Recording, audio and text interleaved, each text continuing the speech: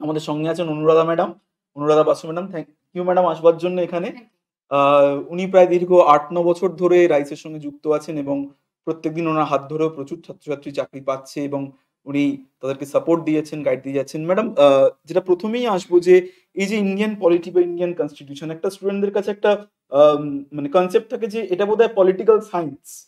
তো এই জায়গাটা যদি একটু ব্যাখ্যা করেন যে মূলত এবং ইকোনমিক্স এর মতো এটাও ঠিক যে এই বিষয়টাও হয়তো অনেকেই ডাব্লিউবিসিএস প্রিলিমিনারি দেওয়ার আগে আমরা পড়ে আসি না এবং আবার উল্টো দিক থেকে এটাও ঠিক যে ভবিষ্যতে আপনারা যারা ডাব্লিউবিসিএস অফিসার হয়ে ব্যুরোক্র্যাট হয়ে মাঠে নেমে কাজ করবেন প্র্যাকটিক্যাল ফিল্ডে তাদের ক্ষেত্রে কিন্তু সব থেকে বেশি এই সাবজেক্টের ইমপ্লিমেন্টেশন রয়েছে এবং এখানে যা শেখা হবে বা যা জানবে সেটাকে হাতে কলমে সেখানে ইমপ্লিমেন্ট করতে হবে। তো ম্যাডাম এই সাবজেক্টের ঠিক কিরকম বা কি আছে এই সাবজেক্টের মধ্যে কি ডাব্লিউবিসিএস এর রেসপেক্টিভ সাবজেক্টের অ্যাপ্রোচ? নিশ্চয়ই। আমি প্রথমেই যে কথাটা বলবো সেটা হচ্ছে আমরা ক্লাস 11-12 এ পলিটিক্যাল সায়েন্স পড়ে আসি এবং তারপরে গ্র্যাজুয়েশনে যারা পলিটিক্যাল সায়েন্স পড়ি তারা অ্যাটলিস্ট এই বিষয়টা সম্পর্কে জানবো যে ডাব্লিউবিসিএস পরীক্ষা কিন্তু কনস্টিটিউশন বলে যে পোর্শনটা পড়ানো হয় সেটা পলিটিক্যাল সায়েন্সের একটা পার্ট বলা যেতে পারে, একটা ডিসিপ্লিন বলা যেতে পারে। কিন্তু পুরো কোর পলিটিক্যাল সায়েন্স পড়তে হয় না। যদি কেউ অপশনাল নিয়ে থাকে তাহলে সেটা আলাদা। কিন্তু ওভারঅল যদি দেখি তাহলে কম্পালসরি সাবজেক্ট হিসেবে আমাদের কনস্টিটিউশন পড়তে হবে। এখন 11-12 কেন, ক্লাস 10 পর্যন্ত আমাদের খুব একটা পড়তে হয় না এই সাবজেক্টটা। তো তারপরে গ্র্যাজুয়েশন যারা পড়ছে তারা অ্যাটলিস্ট বুঝতে পারবে যে সাবজেক্টটার গুরুত্ব কতখানি। কিন্তু যারা একদমই পড়ে না তাদের ক্ষেত্রে এইটুকু বলতে পারি যে প্রত্যেক দিনের আমাদের যে জীবনযাপন, আমাদের দেশ, আমাদের সমাজ, আমাদের রাজনীতি, তার যে ওঠাপড়া সেই সমস্ত কিছু নিয়েই কিন্তু আমাদের দেশের কনস্টিটিউশন এবং সেই কনস্টিটিউশনের উপরে বেস করে কিন্তু আমাদের প্রচুর প্রশ্ন পরীক্ষায় আসে। শুধু ডাব্লিউবিসিএস প্রিলিমস নয়, প্রিলিমস, মেইনস, ইন্টারভিউ এবং যেকোনো জায়গায় তুমি যখন কাজ করতে যাবে তোমাকে বেসিক জিনিসপত্র জানতেই হবে এবং আমাদের প্রত্যেকেরই একটা দায়বদ্ধতা থাকে সুস্থ নাগরিক সমাজের নাগরিক হিসাবে অ্যাটলিস্ট বেসিক কিছু জিনিস জানা দরকার। দেশের কিছু বেসিক জিনিস যে অবশ্যই জানা বেসিক রুলস দরকার এন্ড রেগুলেশন এবং সেগুলো জানা। এবং এই দায়িত্বটা প্রত্যেকের মধ্যেই থাকে এবং সাবজেক্টটা ভীষণ ভালো একটা সাবজেক্ট। সকলেরই অনেকের মধ্যে একটা মিথ আছে যে কনস্টিটিউশন মানে প্রচুর আর্টিকেলস পড়তে হয়, প্রচুর কিছু জিনিসপত্র পড়তে হয়। ব্যাপারটাকে ওইভাবে না ভেবে আমাদের কিছু সহজভাবে ভালোবেসে যদি পড়তে পারা যায়, যথেষ্ট সুন্দর একটা সাবজেক্ট এবং প্রচুর স্কোর করা যায় সাবজেক্টটা থেকে। একদমই ম্যাডাম যেটা বললেন ম্যাডাম এবারে আসবো যেটা যে মূলত কোন কোন জায়গাগুলো থেকে বা কোন কোন চ্যাপ্টার বা কোন কোন এরিয়াগুলো থেকে ডাব্লিউবিসিএস প্রিলিমিনারিতে পলিটি থেকে কোশ্চেন আসে যদি একটু আমাদের ছাত্রছাত্রীদের বলেন। নিশ্চয়ই। আমি একটা কথা বলতে পারি যে প্রিভিয়াস ইয়ারের কোয়েশ্চেন কিন্তু একটা বড় রেফারেন্স। আমার আগের সমস্ত স্যার এবং ম্যাডাম বলে গেছেন। তো প্রিভিয়াস ইয়ারের কোয়েশ্চেন পেপার খুব ভালো করে ফলো করা দরকার। গত ৪-৫ বছরের প্রশ্নের ট্রেন্ড কিন্তু একটু বদলেছে এবং তার আগে যে ডাব্লিউবিসিএস পরীক্ষা হতো সেইখানে প্রিলিমসে যে ধরনের প্রশ্ন আসতো কিছুটা হলেও কিন্তু আ প্যাটার্ন চেঞ্জ হয়েছে। একদম ১ম দিকে আ একদম ফ্ল্যাট প্রশ্ন আসতো। একটা প্রশ্ন, তার ৪ টে অপশন, ৩ টে ভুল, ১ টা ঠিক। কিন্তু গত ৪-৫ বছরে প্রশ্নের প্যাটার্ন এমনভাবে বদলে গেছে যে একটা প্রশ্নের যে ৪ টে অপশন দিচ্ছে, সেই ৪ টে অপশনই কিন্তু কোনো না কোনোভাবে প্রশ্নটার সঙ্গে যায়, উত্তর হিসাবে যায়। তার মধ্যে সবথেকে বেশি অ্যাপ্রোপ্রিয়েট যেটা, সেটা আমাকে নিতে হবে। সুতরাং কোথাও না কোথাও গিয়ে কিন্তু ডাব্লিউবিসিএস প্রিলিমস মানে আর শুধু ইনফরমেশন বেসড পরীক্ষা নয়, এখানে কিন্তু কিছুটা হলেও কনসেপ্টের জায়গা চলে এসছে। তাই ছেলেমেয়েদের এমনভাবে পড়তে হবে প্রথম থেকে যে কোনো দেয়াল তৈরি করলে হবে না যে এইটুকু প্রিলিমস, এইটুকু মেন্স, সবটাই পড়তে হবে প্রথম থেকে, খুব ডিটেইলে পড়তে হবে। তাহলে কিন্তু কোনো ভীতি আর থাকবে না। যেটা বারবারই আমাদের আদার্স স্যার ম্যাডামরা বলেছেন যে কনসেপচুয়াল নিশ্চয়ই। কোশ্চেন শুধুমাত্র পুঁথিগত বিদ্যা বা মুখস্থ করে গেলে কিন্তু বিগত ৪-৫ বছরের প্রশ্ন কিন্তু দেখা যাচ্ছে যে সেইভাবে উত্তর করা যাবে না এবং বর্তমানে কাট অফ মার্কস তো লাস্ট ২-৩ বছরে যে একদম। জায়গায় গিয়ে এবং পৌঁছেছে। আরেকটা আ কথাও যেটা বলার সেটা হচ্ছে যে আজকাল ছেলেমেয়েদের মধ্যে এরকম একটা ধারণা হয়ে গেছে যে প্রচুর অপশনস আমাদের রিসোর্স আমাদের সামনে চলে এসছে। বিভিন্ন জায়গা থেকে বিভিন্ন সোর্স থেকে আমরা নোট কালেক্ট করছি, করে পড়ছি এবং আমরা ভীষণ রকমভাবে আ ডিজিটাল নির্ভর হয়ে পড়েছি হয়তোবা। সেটা হয়তো আমাদের সময়ের জন্য হতেও হয়েছে। কিন্তু বই পড়ার অভ্যেসটা একদম কমে গেছে। সেটা কিন্তু করলে হবে না। WBCS পরীক্ষা মানে তোমাকে বইকে কিন্তু সবার আগে বন্ধু বানাতে হবে। একদম মলাট টু মলাট পড়া। কনসেপচুয়াল জায়গা কিন্তু কোনোভাবে বই ছাড়া অন্য কেউ দিতে পারবে না। সুতরাং বই ভালো করে পড়তে হবে। একদম। ম্যাডাম কোন, কোন চ্যাপ্টার বা এই যে কনস্টিটিউশন যে প্রশ্ন আসে বা ইন্ডিয়ান পলিটি কোন, কোন চ্যাপ্টার থেকে স্পেসিফিক্যালি কোয়েশ্চেন আসে বা কোন, কোন এরিয়া? এই চ্যাপ্টার গুলো যদি একটু আমাদের ছাত্রছাত্রীদেরকে বলেন। বেশ। বিগত বিভিন্ন লাস্ট ১০ বছরের প্রশ্নপত্র আমি এনালাইসিস করা। মোটামুটি লাস্ট ৫ বছরের প্রশ্নপত্র অনুসারে আমি কিছু জায়গা একটু বলে দিই। ২-১ টা চ্যাপ্টার আছে, সেই চ্যাপ্টারটা পিএসসি খুব পছন্দ করে। খুব সত্যি কথা। যেরকম fundamental rights to the Indian citizens এবং directive principles of state policy. যদি আমরা আর্টিকেল ধরে বলি তাহলে আর্টিকেল নাম্বার ১২ থেকে শুরু হবে এবং ৫১ তে গিয়ে শেষ হবে। ১২ থেকে ৫১ আর্টিকেল ছেলেমেয়েদের কিন্তু রীতিমতন ভালো করে পড়তে হবে, মুখস্থও করে ফেলতে হবে। কারণ এই আর্টিকেল গুলো থেকে বিভিন্ন অ্যাসপেক্টে প্রশ্ন আসে এবং খুব ভালো প্রশ্ন আসে। তারপর আরেকটা গুরুত্বপূর্ণ জায়গা হচ্ছে পার্লামেন্ট।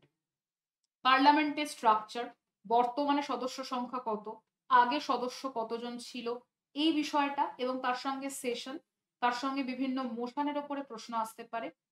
নেক্সট যে চ্যাপ্টারটা আমরা বলবো সেই চ্যাপ্টারটা হচ্ছে আমাদের প্রেসিডেন্ট, ভাইস প্রেসিডেন্ট, রাষ্ট্রপতি, উপরাষ্ট্রপতি, তার কিছু আর্টিকেল রয়েছে। স্পেশালি ভারতবর্ষের কনস্টিটিউশন অনুযায়ী রাষ্ট্রপতির বিভিন্ন আর্টিকেল ধরে প্রশ্ন আসে। ৫৩, ৫৪, ৫৫, ৫৬, ৫৭ এই ধরনের আর্টিকেল ধরে প্রশ্ন আসে। এবং এরপরে ইম্পর্টেন্ট চ্যাপ্টারের মধ্যে আমাদের থাকে অবশ্যই সেটা হচ্ছে Indian judiciary, supreme court, high court. One of the most important chapter এবং আমি বলবো এই চ্যাপ্টারটা এতটাই গুরুত্বপূর্ণ যে তোমাকে বিসিএস মেন্সেও কিন্তু চ্যাপ্টারটা থেকে প্রচুর প্রশ্ন তোমাকে ফেস করতে হবে। তারপর ডাব্লিউবিসিএস পরীক্ষা দিয়ে ছেলেমেয়েরা বেসিক্যালি যে জায়গাটায় কাজ করে সেটা হচ্ছে ব্লক লেভেল এবং সাব ডিভিশনাল লেভেল। তো সেক্ষেত্রে আমরা পঞ্চায়েত, মিউনিসিপ্যালিটি কিন্তু ভালো করে পড়ে যাব কি এই জায়গাটা local body, local self government আমাদেরকে পড়তে হবে। এবং আরেকটা জায়গা হয় সেটা হচ্ছে কনস্টিটিউশনাল অ্যামেন্ডমেন্ট। প্রচুর অ্যামেন্ডমেন্ট আছে, তোমরা সকলেই কম বেশি অবগত আছো যে বর্তমানে ভারতবর্ষে ১০৫ খানা সংশোধন হয়েছে সংবিধানে। তো ১০৫ টা সংবিধান সংশোধন তো মনে রাখা সম্ভব নয়, কিন্তু কিছু গুরুত্বপূর্ণ সংশোধনী আইন আছে যেগুলো কিন্তু আমাদের পড়তে হবে। স্পেশালি ১০১ থেকে শুরু করে ১০৫ অব্দি। লাস্ট অ্যামেন্ডমেন্ট গুলোতে কি বলতে চাওয়া হয়েছে, কোথায়, কোথায় চেঞ্জেস আনতে চাওয়া হয়েছে, এগুলো কিন্তু অবশ্যই পড়তে হবে। একদম। আ খুব সুন্দরভাবে ম্যাডাম ব্যাখ্যা করছেন যে ইন্ডিয়ান পলিটি বা ইন্ডিয়ান কনস্টিটিউশন এর কোন, কোন জায়গাগুলোর থেকে আমাদের WBCS প্রিলিমিনারি ক্র্যাক করতে গেলে পড়া প্রয়োজন। ম্যাডাম এই আপনি যে চ্যাপ্টার গুলো বললেন, কয়েকটা এক্সাম্পল যদি দেন প্রশ্নের যে বিগত ৫ বছর আপনি যেরকম বলছিলেন যে বিভিন্ন চ্যাপ্টার গুলো থেকে কয়েকটা এক্সাম্পল দিলে আমাদের স্টুডেন্টদের বুঝতে সুবিধা হবে। নিশ্চয়ই। আমি যদি একটু আ বিষয়টাকে এইভাবে ব্যাখ্যা করি, আমি যে চ্যাপ্টার গুলোর কথা বা এক্সাম্পল গুলো দিলাম, আ একদম ১ম এ আমি বলেছিলাম যে fundamental rights to the Indian citizens, ভারতবর্ষের নাগরিক, খুব দুর্দান্ত প্রশ্ন হচ্ছে রাইট টু প্রাইভেসি, গোপনীয়তা বজায় রাখার অধিকার। এটা আমাদের একটা মৌলিক অধিকারের মধ্যে পড়ে। অথচ এই অধিকারটা সম্পর্কে কিন্তু ভারতীয় সংবিধানে কোথাও উল্লেখ নেই। কিন্তু এই অধিকারটা ভারতবর্ষের সুপ্রিম কোর্ট অফ ইন্ডিয়ার বিভিন্ন জাজমেন্ট থেকে কিন্তু অলরেডি এখন একটা স্বীকৃত অধিকার। বাট এই অধিকারটা দিয়ে প্রশ্নটা এরকম ভাবে আসবে যে right to privacy can be placed under which of the following article. Right to প্রাইভেসিকে আমরা কোন আর্টিকেলের মধ্যে রাখতে পারবো? আর্টিকেল 19, 20, 21, 22। তখন তোমাকে উত্তর করতে হবে আর্টিকেল 21, যেখানে আমরা protection of life and personal লিবার্টির কথা পাই। এট দ্য সেম টাইম যদি আমি পরের পোর্শনটা অর্থাৎ ডাইরেক্টিভ প্রিন্সিপালস থেকে একটু প্রশ্নের উদাহরণ দিই, একটা খুব সুন্দর প্রশ্ন হচ্ছে এস্টাবলিশমেন্ট অফ ভিলেজ পঞ্চায়েত। তোমরা সবাই জানো গ্রাম পঞ্চায়েত আমাদের দেশের ভিত্তি, বুনিয়াদ। গ্রাম পঞ্চায়েত নিয়ে কোন অ্যাসপেক্টে প্রশ্ন আসে সেটা আমরা বুঝবো এই পার্টিকুলার চ্যাপ্টার থেকে। প্রশ্ন হতে পারে concept of village panchayat or organization of village panchayat has been mentioned under which of the following article? চারটা অপশন থাকবে, উত্তর হবে 40। একদম ফ্ল্যাট প্রশ্ন। এট দ্য সেম টাইম প্রশ্ন হতে পারে, এখান থেকেই পঞ্চায়েতকে রিলেট করে প্রশ্ন হতে পারে, panchayati raj has been introduced in India. Panchayat ব্যবস্থা ভারতবর্ষে ইন্ট্রোডিউস করা হয়েছে কি কারণে, কি পারপাস সার্ভ করার জন্য? চারটা অপশন থাকবে। To decentralise democracy at the grassroot level, এর সাথে আরো বেশ কিছু অপশন থাকবে। To increase the women participation, মহিলাদের অংশগ্রহণকে বাড়ানোর জন্য বিভিন্ন অপশন থাকবে। তো সেখানে আমাদের ক্লোজ অপশন হচ্ছে ডেমোক্রেটিক ডিসেন্ট্রালাইজেশনকে এস্টাবলিশ করার জন্য পঞ্চায়েতকে আনা হয়েছে। আবার যদি আমি বলি আরেকটু এগিয়ে, পার্লামেন্টের স্ট্রাকচার, তোমরা সবাই জানো যে বর্তমানে ভারতবর্ষের পার্লামেন্টের যে স্ট্রাকচারটা সেটা একটু হলো বদলেছে, কারণ আমাদের দেশের লোকসভাতে এতদিন পর্যন্ত প্রেজেন্ট নাম্বার যা স্ট্রেংথ ছিল সেটা 545 ধরা হতো, কিন্তু 104তম সংবিধান সংশোধনী দিয়ে 543 করা হচ্ছে, কারণ দুজন যে অ্যাংলো ইন্ডিয়ান ছিলেন নমিনেটেড সেই প্রভিশনটা বাদ দিয়ে দেওয়া হয়েছে। অ্যাংলো ইন্ডিয়ান কারা, কেন বাদ দেওয়া হলো, কোন অ্যামেন্ডমেন্ট অ্যাক্ট দিয়ে বাদ দেওয়া হলো, এগুলো কিন্তু সিম্পলি শুধু ইনফরমেশন নয়, এর পেছনে কিন্তু যথেষ্ট যুক্তি আছে, যথেষ্ট কনসেপ্ট আছে, কনসেপ্টটা পড়তে হবে। একই রকম ভাবে সুপ্রিম কোর্ট হাইকোর্ট একটা খুব ক্রুশিয়াল জায়গা, ছেলেমেয়েদের যে জায়গাটা ধাক্কা খেতে হয় সেটা হচ্ছে ওভার কনফিডেন্স। আমি একটা সহজ প্রশ্ন বলি, প্রশ্নটা হচ্ছে এরকম যে নাম্বার অফ জাজেস of supreme court will be determined by whom. Supreme কোর্টের বিচারকদের সংখ্যা কে ডিটারমাইন করতে পারে, কে নির্ধারণ করতে পারে?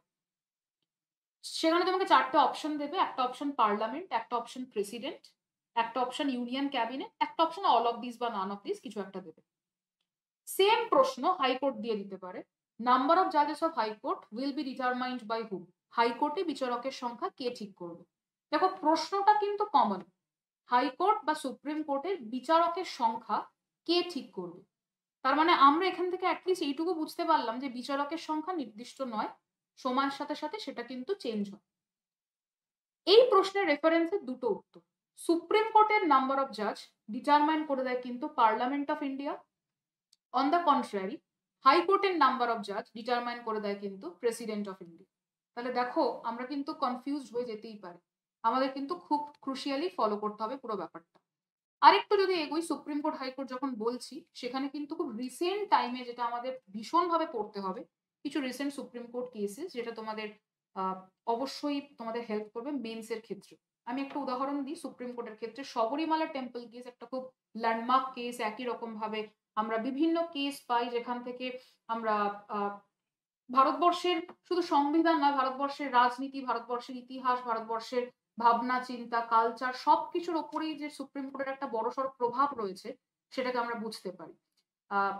ট্রিপল তালাককে অসাংবিধানিক বলে ঘোষণা করা হয়েছে কোন কেসের সাহায্যে?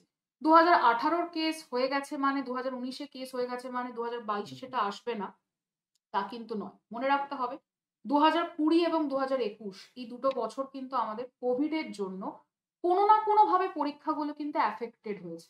সুতরাং যা আমরা 2018-19 থেকে পড়ে এসেছি সেগুলো কিন্তু অবশ্যই 2022-23 পরীক্ষায় কাজে লাগবে। রিসেন্ট টাইমে আর একটা কেস, যেটা হাইকোর্টের একটা কেস, যেটা নিয়ে মানে গোটা দেশেতে একটা বিতর্ক শুরু হয়েছিল, সেটা হচ্ছে হিজাব কেস, যেটা আমরা কর্ণাটক হাইকোর্টে পাই। তো সেক্ষেত্রে হিজাব কেসটা কি একটু জানতে হবে, হিস্ট্রিটা পুরোটা না জানলেও অ্যাটলিস্ট বেসিক গল্পটুকু জানতে হবে। তো সেই জিনিসগুলোকে আমার মনে হয় একটু পড়াশোনা করলে তোমাদের কোনো অসুবিধেই আর হবে না। একদমই মানে ট্র্যাডিশনাল ইনফরমেশনের পাশাপাশি যে কারেন্ট ইমপ্লিমেন্টেশন, একদম বারবারই যেটা একদম বিভিন্ন সাবজেক্টের ক্ষেত্রে ইভেন হিস্ট্রির ক্ষেত্রে আমাদের উঠে আসছিল এই প্রশ্নটা, যে কারেন্ট বর্তমান সময়ে দাঁড়িয়ে এই সাবজেক্টের ইমপ্লিমেন্টেশন কোথায় এবং বর্তমান বিষয়ের সঙ্গে বা বর্তমানের সঙ্গে এই সাবজেক্টের যোগাযোগ কোথায়, সেখান থেকেও প্রশ্ন আসছে। ম্যাডাম লাস্ট একটা কোয়েশ্চেন করবো আপনাকে, যে মোটামুটি কটা কোয়েশ্চেন ডাব্লিউবিসিএস প্রিলিমিনারিতে ইন্ডিয়ান পলিটি থেকে থাকে এবং এখানে কত স্কোর করা সম্ভব আমাদের স্টুডেন্টদের পক্ষে? আমি এইটুকু বলতে পারি, কনস্টিটিউশন যদি খুব ভালো করে পড়ে যাও, কোনো আতঙ্কে না ভুগে, মোটামুটি অ্যাভারেজ 12 থেকে 15 খানা প্রশ্ন আসে, 10 খানা প্রশ্ন করতে পারবেই পারবে। যে স্ট্যান্ডার্ডের প্রশ্ন হচ্ছে আমি এইটুকু গ্যারান্টি দিতে পারি, খুব ভালো করে পড়াশোনা করলে যদি কনফিডেন্ট থাকো 15 খানা প্রশ্নের উত্তরই করে আসতে পারবে। কিন্তু যাদের প্রিপারেশন হয়তো অতটা ভালো নয়, একদম প্রথম দিকে তৈরি হচ্ছ, প্রথম দিকে পরীক্ষায় বসছো, সেক্ষেত্রে বলতে পারি যে 8টা থেকে 10টা প্রশ্ন তো নির্দ্বিধায় করতে পারবে। এবং প্রত্যেক দিনের খবরের কাগজ পড়ো, ক্লাস 9-10 স্ট্যান্ডার্ডের যে সিভিক্স বই প্লাস ক্লাস 11-12 এর যে বইপত্র রয়েছে সেই বইপত্র পড়াশোনা করো, এনসিইআরটি বই পড়ো বা অনাদি কুমার মহাপাত্রের বই, যেটা মোটামুটি ভাবে গোটা ওয়েস্ট বেঙ্গলে আমরা সবাই পড়েছি, ফলো করো, ভীষণ রকম ভাবে তোমাকে হেল্প করবে। অসংখ্য ধন্যবাদ ম্যাডাম থ্যাংক ইউ। এই সমস্ত গাইডেন্স দেওয়ার জন্য। আমরা দেখছি রাইস মথ WBCS 2022 প্রিলিমিনারি ম্যারাথন